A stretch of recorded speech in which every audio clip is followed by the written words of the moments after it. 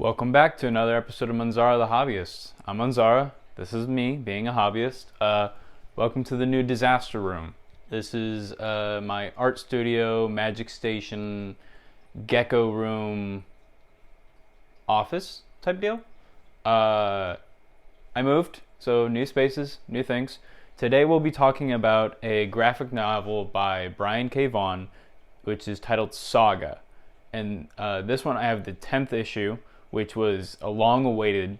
For anyone who hasn't read any of Saga up until now, it's a woke, political. It has focuses on war, about interracial, interspecies. Like, you know, it's a reflection of reality about how interracial relationships work and how people from different nations and different problems and different distresses like come together, and you know it doesn't always work out because of what's going on in the social climates. So I think that's a beautiful thing about these books, is that it gives a really good reflection. Overall, the story is about the child between two different alien races that never have bred before. Like, to our knowledge, there has never been a child of what they call the Horns and the Moonies, or I think the Horns are the Moonies. I can't. It's like these winged people are going around and claiming new planets, but then they came across this people that are sort of like goat people, and they have magic, and their language is called Speaking Blue, and like they can speak certain blue words, and it's never translated for us. Like, you see it written in blue ink in the text boxes.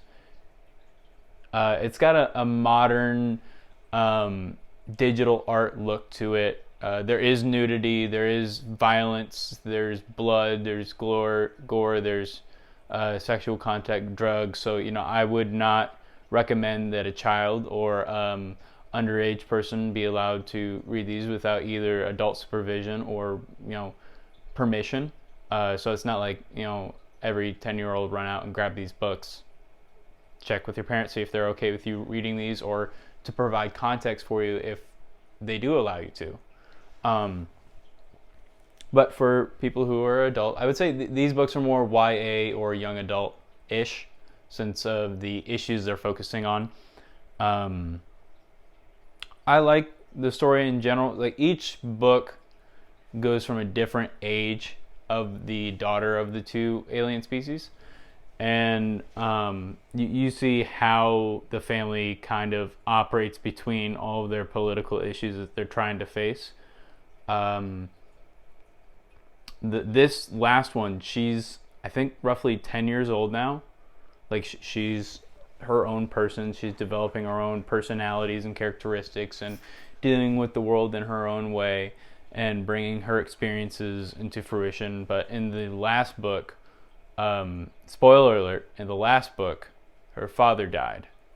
So in this book, it's sort of, how is she dealing with it? How is her adoptive brother dealing with it? And, you know, that's a complicated situation because the adoptive brother's dad is the one who killed her dad, if I'm remembering this right. So, you know, there's lots of tensions, lots of creativity in the storyline and how it's continued. And, like, the book goes so fast. You know, it's a graphic novel, but it's a little chunky. It's not like 5 pages and done. It's not like an old Marvel comic. It's a beautiful story. I like the diversity in it. The relation it has into the real world is interesting. The world building is pretty cool. Then, yeah, so if you're interested in like fantasy, aliens, you know, sci-fi, would be a book for you. If you like graphic novels, this would probably be a book for you.